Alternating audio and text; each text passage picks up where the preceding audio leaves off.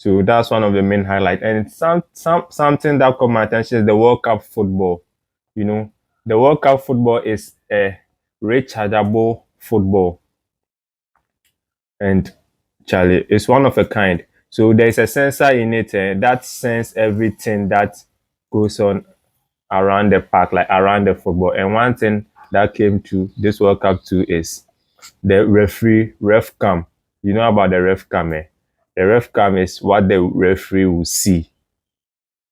Like what the referee is saying, we will see some.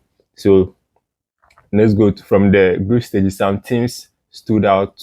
Let's say some teams like Cape Verde. So since Cape Verde, they scored Ghana in the previous AFCON. Their fire has not quenched. They scored Ghana. We were talking that why have you let Cape Verde scored you like Ghana by a whole football nation? He played draw with Argentina. He played draw with Argentina, and people didn't say, "Oh, why has Argentina played draw with Cape Verde?" That means the team they were really on fire. You know, their keeper, that's Vonsa or Vitin or something. It starts with V. That keeper, world class, top class. But one thing is, he's a grown up man, so they will not get any team for him. And I also liked how the French national team play, particularly the European clubs. The European clubs they've studied the World Cup to see that no, these African teams by the 80th minute they will get tired, they will lose focus, so their stability will go down, they will not get stamina, they will not get anything.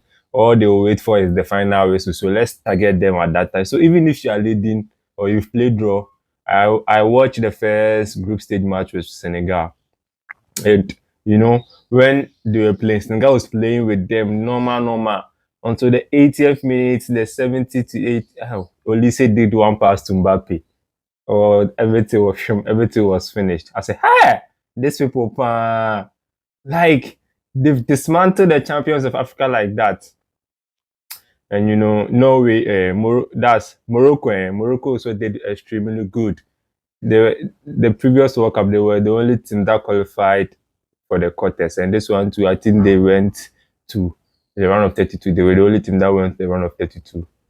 So one thing is the sport, it increased the sport for African nations. Let's say when your team win the World Cup, or let's say when we go to the World Cup and we all African teams, we we are eliminated in the group stage matches. One thing is next World Cup, our sports for the World Cup will be lesser. But if you're able to continue to the semis, let's say how Morocco was able to go to the semis in the 2022 World Cup.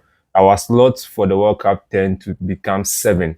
You know, the previous one I think it was 5. No, 10. The previous one I think it was 5. So now we had 10 slots, and we are always competing with the Asians because the South Americans and the Europeans there, they are always gone because South America will always go to final or semi. Europe always final or semi or win the World Cup. So obviously they had it. That's one thing about African nations. So the best African nation. So for the first time in history, 9 African nations qualified from the group stages, and only one was able to go to the round of 16. That's Morocco and Ghana there. Colombia finished as pasa. I don't want to talk about it. Colombia and Ghana match was one of a kind.